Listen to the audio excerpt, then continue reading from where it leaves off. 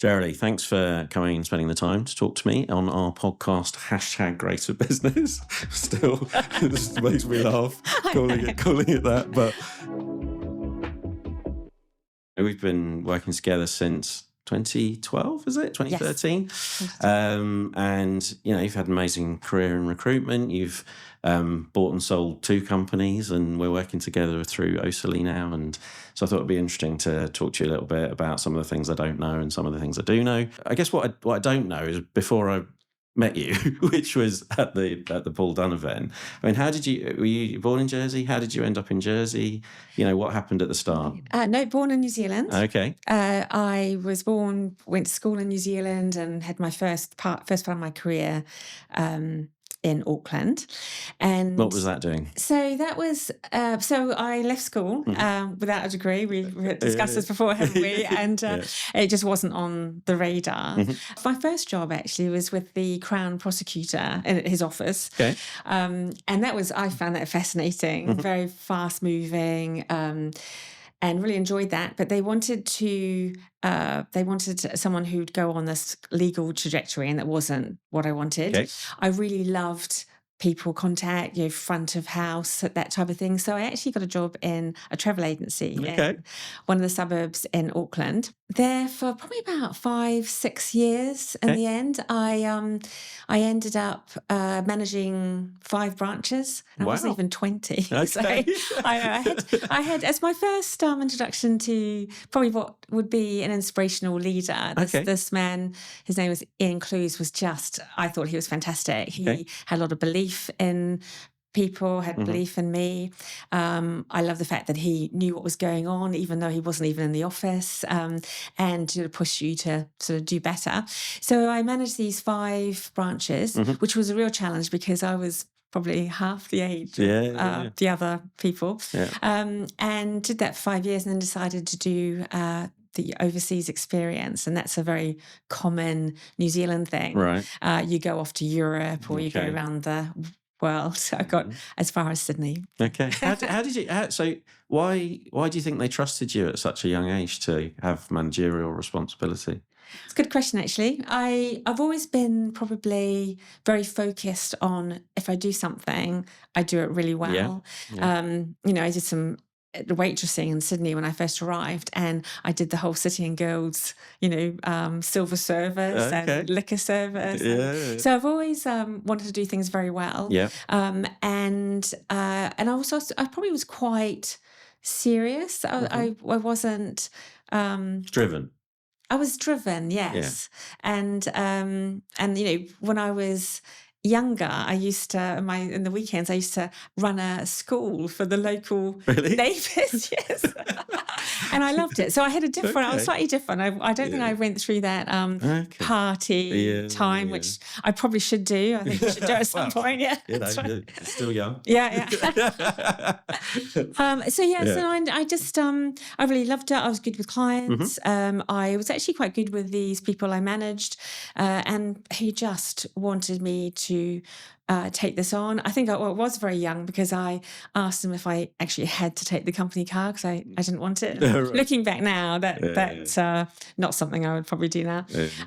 So it was, I loved it. I absolutely loved the industry. Amazing. And then I moved to Sydney. I went on the travels. And I stopped in Sydney. I really loved it as a city, and managed to get a job in as a business travel. It was actually Thomas Cook Business Travel. It's their premier business office, and I was in charge of all the big IT firms like Fujitsu and all those big names. That was probably the hardest I've ever worked in my life. And it was so busy. Was it management or? I sort of managed the accounts. It wasn't people management. But the deadlines were tomorrow. So the work I was doing that day is for someone leaving tomorrow. So there was absolutely no opportunity to think, I'll do that a bit later. It wasn't really sales. It was a sort of accounts admin type relationship stuff. It was sales. Because it was sales in the sense they had other companies they could use. I mean, we were the account manager, but they could have used others. If I give you an example, BA offered whoever made or billed $1 million in a year, offered them a first class trip for 2 anywhere on the network. Wow. So, that people were gunning for this trip. I got it. Wow. And I was too busy and I didn't go. That sounds exactly like you. It is, I know. I was thinking, I almost take working too hard to another level. But there were sales targets and so on. So early experience in management, then early experience in sales, and then a move to Jersey. So moved to Jersey. When did you move over, and why did you? I mean, it's tiny, and you were in Sydney. Yes, absolutely. Yeah. I have to admit, I probably didn't know a lot about Jersey, but I met my husband in Sydney, now obviously. So he lived in Sydney, very strong Australian accent, and he'd come from Jersey. So carried on. I was in Sydney for probably over 5 years. He'd been there for 10 years. But when I was in Sydney, let me go back a step. I got to the point where I was working really hard and it was very successful, but the money was appalling. Right. So I looked at what else I could do and I wanted a people industry. And I thought, well, what's more people oriented than recruitment? It's, it's your service and it's the product essentially. So that was what I wanted to do. In Sydney, it was it was a full 8-hour testing to get into this organisation, which I did. And interesting, they came back with my ideal role from all the psychometric testing would be either an accountant or marketing. So I thought that's all right. I don't think that's right. Yes, I thought you may have a question about that. I started working at a recruitment company. Was there for a year, and then I was headhunted to set up a new company in Sydney. Wow. So I was one of a team. So there were about 3-4 of us. And then they wanted to open an office in Auckland.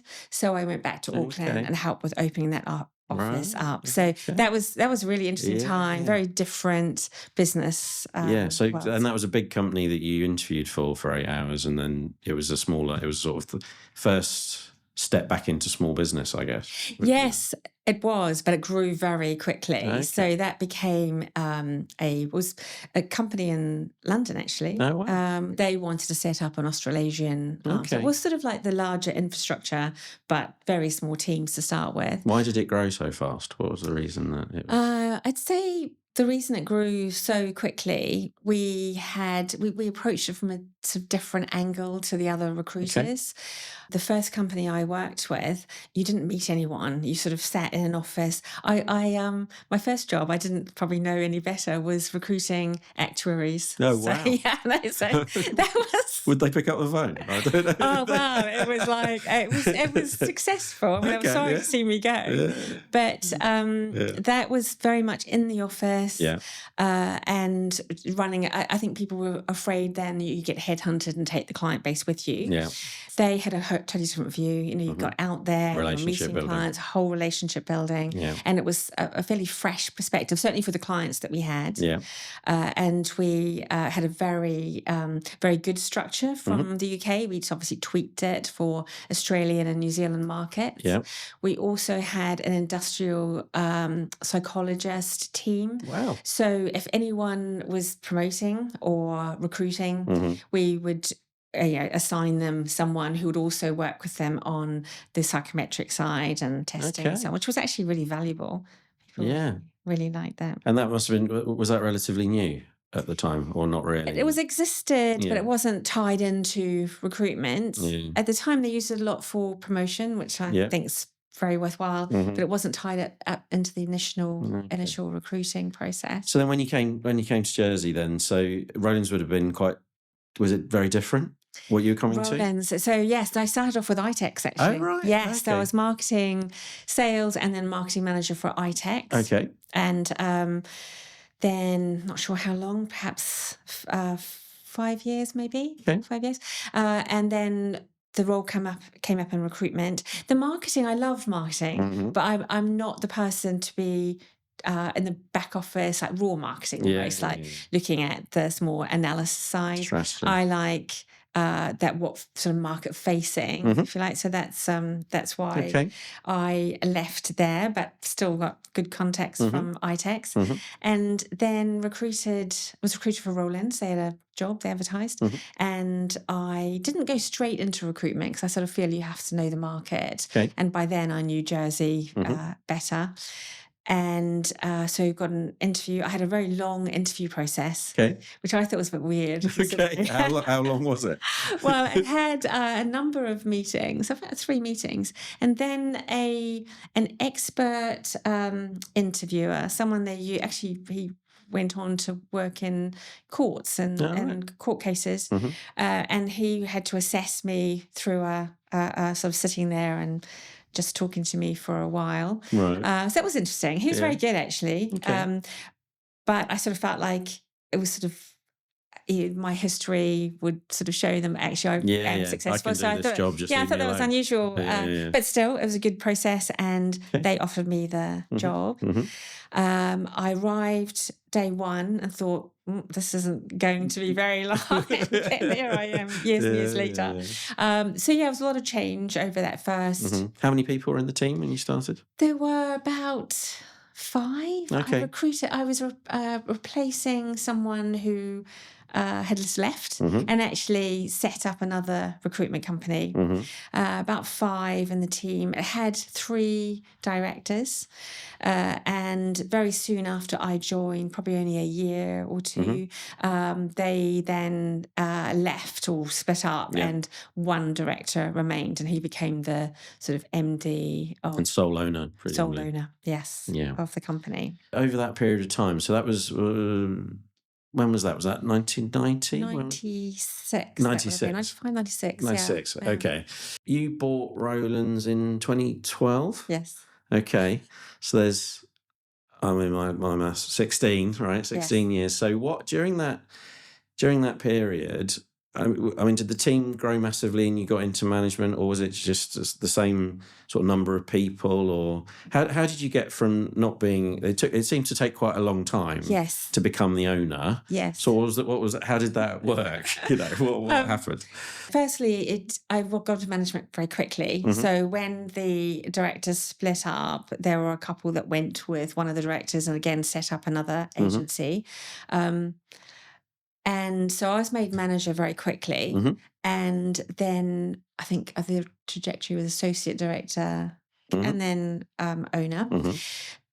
The reason it took so long was I'm probably the most reluctant business owner, really, to be quite honest. Firstly, I was offered shares. So that was fantastic. I don't know why. I keep thinking to myself, why did I not push to perhaps own it or buy more shares? And I think it comes down to a sort of almost like a fear of, I'd seen recruitment businesses go down very quickly, and recruitment Rowland's at one point did. So there were so many recessions at one point, within the global financial recession, and everyone says their company's a barometer of the market or the economy, and that is true. I would say recruitment is day 2 of any signs of a poor market. So it would literally fall off a cliff. And we're contingency recruitment, which means that you don't get paid unless you put the work in, but not paid unless it's not successful. even if you put the work in, you're paid on outcomes. Yes, completely. So and I guess the response is that in that, does the temp industry, is there a counterbalance between perm and temp when the economy goes down, or just both go down? How does it? Ordinarily, there is the temp will go up. People if there's uncertainty, they'll go with a sort of a temp. That used to be the case. It's not the case anymore. People just try and run quite lean.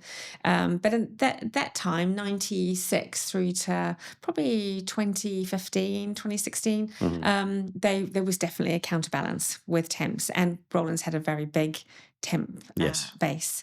So that was really helpful. But of course, cash flow comes into it then. You're paying out for these temps. So at one point, I think our highest number was something like 120, 130. So you're paying out these salaries, and you have 7-day terms. But actually, in reality, we had companies that would be months paying. So that became more of a risk than anything else. It was very, I think any recruitment manager or owner would say the same. It's a bit of a roller coaster. So you can't guarantee that there's no sort of sticky income. It's you have supplier agreements and so on, but it just depends on. Yeah, I mean, I guess looking with hindsight, it's 2020, right? But during COVID, your response was to double down and work harder, which was almost impossible. But actually, Rowland's came through that really well, and so I guess it's how do you, when you've been through something like that, your confidence level goes up because you've already experienced one of the worst things that can happen. Back in 2011, before you bought the business, it's like, how do we get people to realise that whilst it is scary, you can get through it if you're willing to, innovate, change what you're doing, diversify your product set, all that sort of stuff. Because I think there's an increasing number of people not going into business. We've seen loads of clients, with children who could take the business on, just say, I'm not doing it. It's too much effort, or maybe they're they're a bit worried about it. And I think actually in the next 5 years, more and more people should go into business for themselves, because being an employee is actually quite risky in some cases, especially with the technology going. Yeah. So I guess what would you say to 2011 Jeralie, to give her that, or even 2006 Jeralie? Yes. It's like, what, is there something you think, I wish no one has regrets in the sense that we're all where we're at and it's all fine, and, in terms of that. But with the benefit of hindsight, is there something that you'd say, I wish I'd known that back then, because that would have meant that I could have taken more control of my own destiny? There were a couple of things there. I think self-doubt. Not everyone has a lot of self-doubt. I did. I think most people do. Do they? Yeah, I know. Think so. Well, yes, you're probably right. From my perspective. Yes. Yes, right. They do. I know. I did. And people would say, oh, you're doing a great job. And I'll say, I think to myself, am I? I could do better. I think it's that I could do better. I could do better. That just keeps you going. One of the things that has really helped me and I think through COVID, through previous recessions, is that whole sort of window mirror analogy. I don't know. What's that? No, I've not heard of that. Oh, I sort of live by that work-wise, and that is when things are going really well, you don't look in the mirror, you look out at the market, and you're sort of like, that's great. That really helped me. All those people. And when things are going badly, you look straight in the mirror and think, okay, what am I doing? Okay. And it comes down to... that must be exhausting. You never take credit for your own success. No, I found it really useful because it keeps you accountable. Yeah. And you sort of feel like I have control over what I do. So when you're looking in the mirror, I have total control over what I do next. Yeah. It doesn't matter if the market's on its knees. I can do something. Yep. And I've always had a lot of hope. That old expression, where there's a will, there's a way. I am just that person. Yeah. So I'm always looking for ways to improve things. Yeah. One of the psychometric tests I undertook more recently through resilience program was, when I say recently, probably a few years ago. Nothing's recent anymore. And it said I one of these people are multi-pathways. I always have 3 or 4 options that I think of, and that really helped. And actually it gave me the confidence. I'm thinking, I've done all this. Yeah. One of the things my husband did actually say to me when I was tossing up about buying this business, and at this point it was potentially buy the business or it won't exist.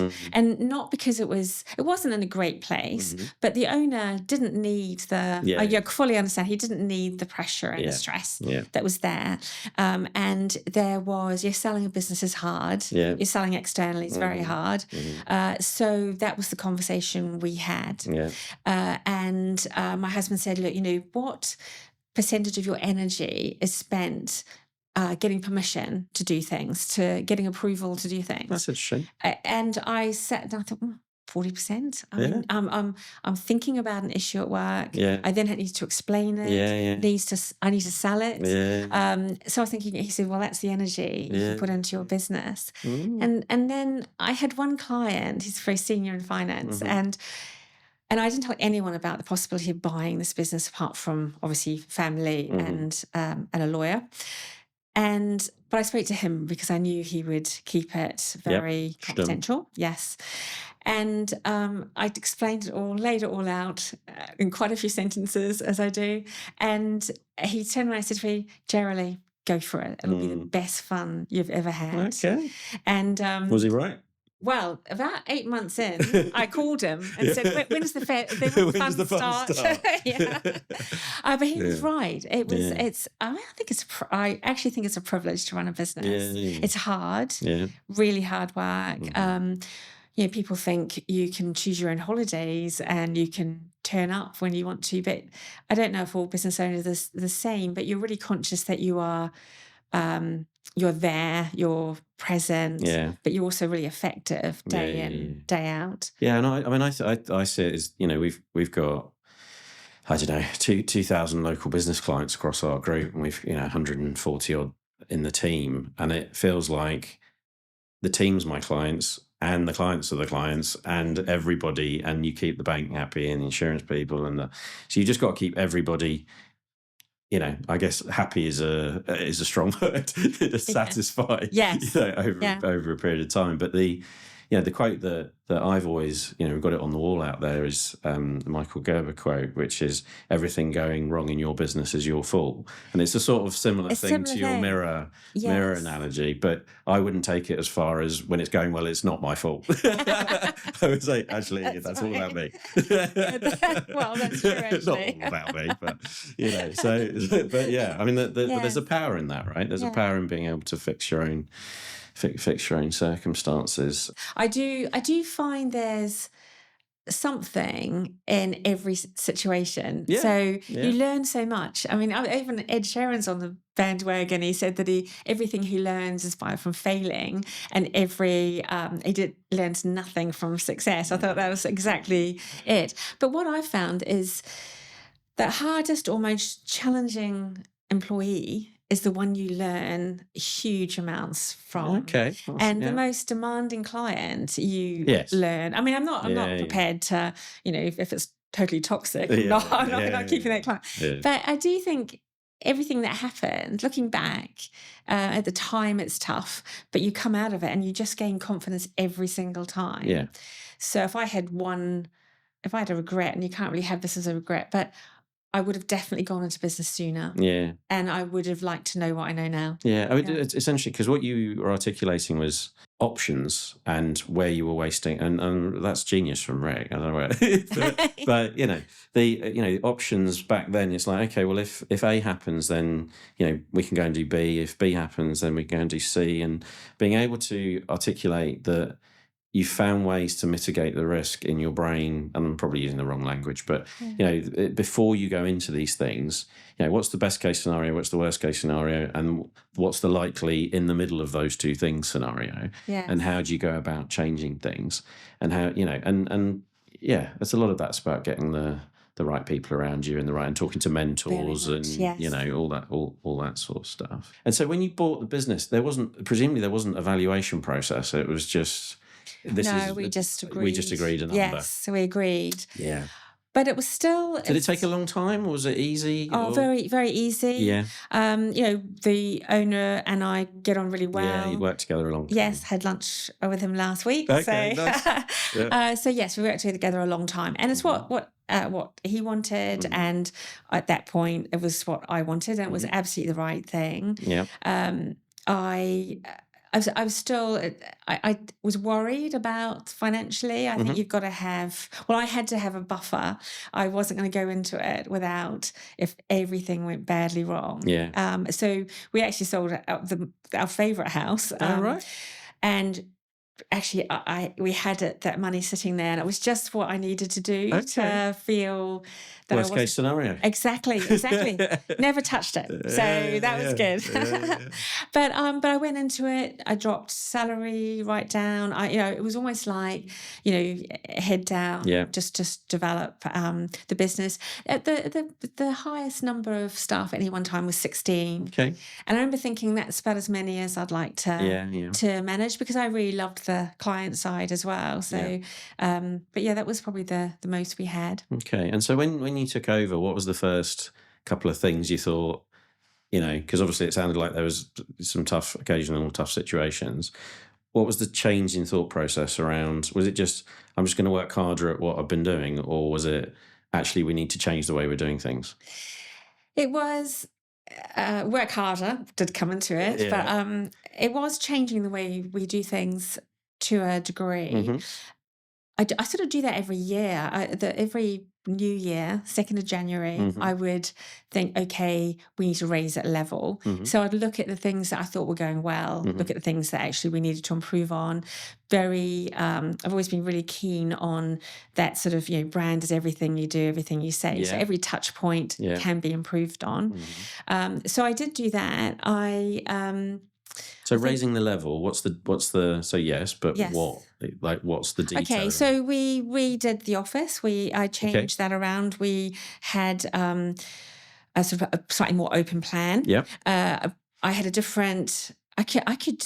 It was incredible, really, because whatever decision you made, you could actually do. That was quite exciting. Yeah. I did probably a lot more for the team. I 100% believe investing in people. Yeah. But beyond the sort of classic training, formal training, things that I thought would make a difference to their working life.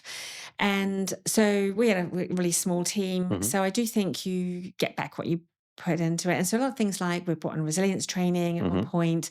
We even did like meditation and lunch. So we sort of created a sort of, I guess, a slightly different feel to the office. Was there a change in, because you're very positive. Yes. So was it that there was a cultural change as a result of just the energy every morning changing, or what was it more? Was there a strategic, right, we're going to change our terms and conditions, we're going to give a different service, do you think it was a cultural change more than a structural change? I think a cultural change. I think that's where I started. I had been involved in the business a long time, so I have had a say in the terms and how we work with clients. Right. Yeah. And I also technology. I changed that.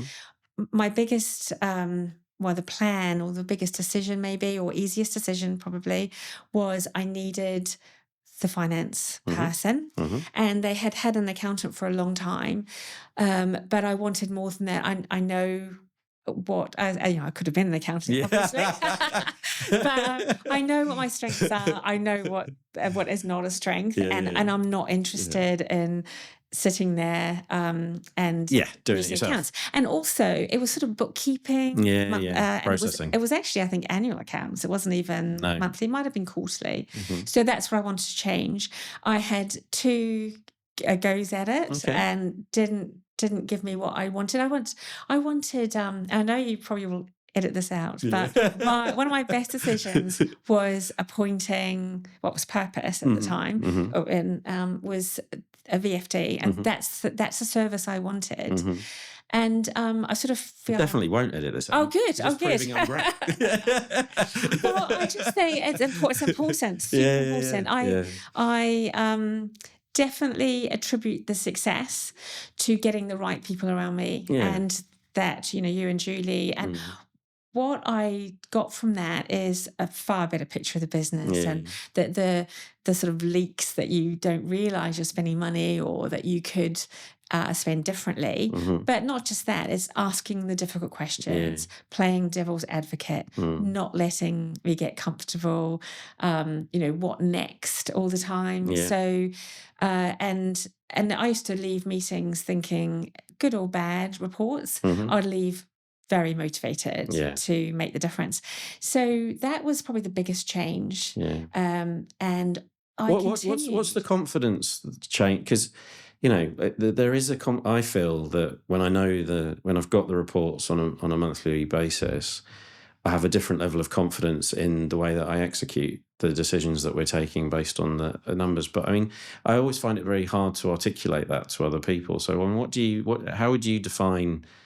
Because everyone that I meet for the first time will say, well, I know my numbers, I know what's in the bank, I know what my revenue is. And I'm like, yeah, but you don't know your numbers. No. I don't know how to articulate it. Do they know their run rate when they come to you? No, I mean, they'll say, well, this is the, I say, well, what's the weekly revenue? Like, we're invoicing about blah, blah, blah. And even just articulating what that means over a year. Yeah. So many people see their annual accounts and it's too old and, it doesn't bear any relevance to what's going on today, but it doesn't tell the story. Mm-hmm. And, we put a lot of effort into someone being able to understand and look at the profit and loss account and go, yeah, that's my business. That's what that looks like. Yeah. But it's just so difficult to actually, until you do it, you can't really articulate what that is. I could look at the interview board or something like that. I get a feel for a month immediately. Yeah. But what I couldn't see was what was going out roughly. But I couldn't have said, okay, if we're earning that, we're breaking even. Yeah. If we're earning this, we're not. Yeah. One example I can give would be the biggest client we had on the temp side was a really difficult client. But we were making a lot of revenue through them. Yeah. But they were also poor payers. And that was the conversation we had on one of the meetings, saying, okay, this is what you're getting. Yeah. So we had you worked it all the way through, and I knew exactly what I was earning from that company, and it just wasn't worth it. So it was too much risk, but also the energy that I'm back to energy again, but the energy that went into that business, the negative energy for the team, because of the way they were spoken to, the issues that arose that was not of our making. Bearing in mind that the temps. Rowland's is an employer of the temp, so everything came back to us, even though we had no control in the office.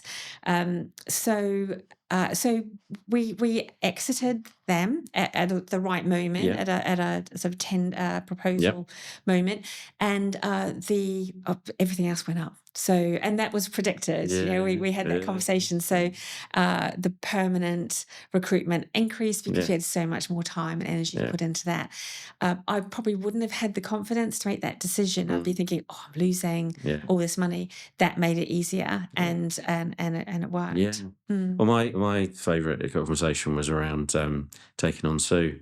I just remember that conversation. It's like, oh, come on, just give me a little bit more. You'll be all right. Right. And it's been amazing. She's still here doing a great job. So that was a pivotal moment for me, because I think a lot of business owners might think the same thing. All you can see is, Sue was senior, and we hadn't taken a senior person on before. We basically trained most of our people. They might have had, a couple of years experience in London.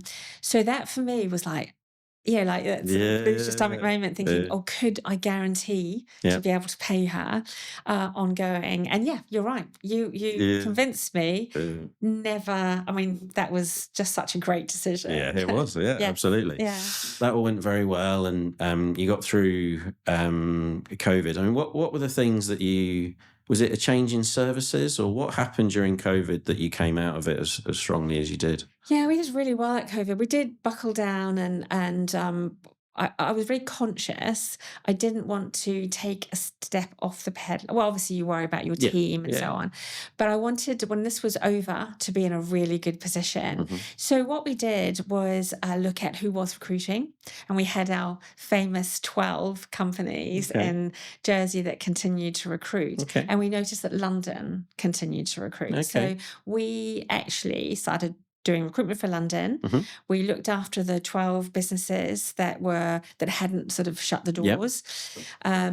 What I would say, it worked for all of us, because the quality of people available through COVID, and was just unbelievable. So we had some very good, we were very excited about the sort of people that some of these companies were recruiting at a very senior level. Right.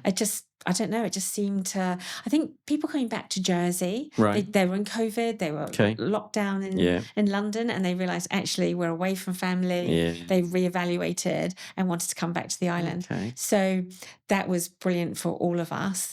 And again, it helped knowing exactly how much money we needed, how much we were spending. So the finance side, through COVID, I needed to know exactly where we were, week by week. So I think that's probably the reason we looked at a different option, and we went for some London recruitment as well as Jersey.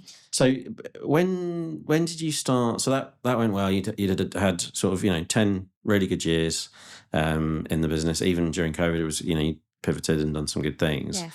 When did you start thinking, okay, I might want to sell this because I'm quite tired? Yes. What was the point at which you thought? 2013. The same year. So I sold, when did I sell? 23. So about 5 years before. So what was that? That was pre-COVID. It was definitely pre-COVID. Okay. And I felt like I wanted to do something else. I really loved the business, the strategy, the making business better. It doesn't sound too cliched. No, and I liked the 1% and really enjoying all of that. I felt like I tried to do that every year with Rowland, every 2nd of January. And I felt it needed fresh ideas, sort of fresh blood. Rowland's is really important to me, and I wanted to see it get to that next level. There are a lot of recruitment companies in Jersey, and I just wanted it to be even more, I feel like more standout. And it needed more investment, but most of all, it needed energy and dedication. And I was sort of moving towards doing something else. I actually spoke to the person that ended up buying it, and I spoke to one other. But it's like you said, it's a big decision and big responsibility. So the second person definitely wasn't interested. And the one that I sold it to was, but wanted to develop and be at a good point in their career and sort of personally, really. So it was sort of talked about over a 5-year stint, or at least I thought about it for about 5 years. When you sort of found somebody, what was for people who haven't been through the process before, what did you learn from the process of going through from agreeing the price and agreeing the documentation and how long it takes and what the little niggles along the way are? What was the lessons from the first time you sold? Well, that's right. I do know it's harder than I realised. It should have been really quite straightforward because, it's due diligence. That person's been there 10 years. So I thought it'd be easier. But it's also I suppose it's quite emotional as well. It's a big decision to finish. So I suppose that played a part. What I would say to someone thinking about this, get a lawyer that you really like working with. We've obviously done a lot of deals, I think 21 companies over the last 5 or 6 years. And so we don't get into email tennis. You just, if anyone's got any form of disagreement, everybody's on the call. And if they want to go and talk for 2 minutes and then come back again, that's fine. But otherwise, you spend weeks and weeks just debating stuff. And it's just pointless and expensive because it's 700 quid an hour across both parties at least. So, it's good advice, actually. I think getting a really good heads of terms together. The warranties we find are normally the things that everybody argues about. And I would say that the best way to deal with that is to research it yourself, and then anything you can say face to face, you can write down. And so there'll be a lot of people who said, "Well, you told me that was okay." So but my lawyer's saying I can't write it down. I said, "Well, if you can tell me you can write it, so what are you doing?" And then everybody writes it down. So it's just one of those things, and so they have to. Both parties have to be quite strong with their legal teams that the lawyers have done their job, but also you know where your risk's at, where your head's at, and where the trust is. And especially in someone buying who's internal, the level of trust in those deals should be easier. Yes. But if someone hasn't been through it before, then they're getting advised, and it's very difficult to. And it was definitely uncharted territory for both of us. Yeah. And I did think about that because I hadn't allowed for the fact that I didn't really know the process. She didn't know the process. Yeah. So whether we could have made that slightly easier, and we both agreed. Just get around the table and talk. So you're actually right. But when you don't know that, you tend to just follow what the lawyers are telling you. Yeah. So and taking their advice. One of the things that we find is that a lot of small business owners want to sell to the people that have helped them and come through, but those people haven't got any money. And sometimes they'll have some equity in their house, and then maybe a partner will say, no, you're not putting up my house to buy this business or whatever it might be. Do you think you did succession planning, or do you think you sold the business? Because in my head, I think there's a difference between those two things. Yes, yeah. Sold the business, definitely. So more towards that. Yeah. I felt like I'd developed the person, the team, the person, or the team generally, because there could have been other possibilities. But in reality, probably not succession planning. We have talked about it since, and the reality probably didn't explain the realities of running a business from it. You sacrifice. You sacrifice a lot of parts of your life, and you have to make that decision, and you have to feel good with that decision. And that I probably didn't portray. I didn't know, and it would have been visible, I think, because everyone that's worked with you knows how hard there's emails at 11 on a Sunday and all this sort of stuff. But no, and I think that's why so few people are taking over businesses these days, because it is a sacrifice. I mean, I've seen the kids less than most people, I guess, would have seen their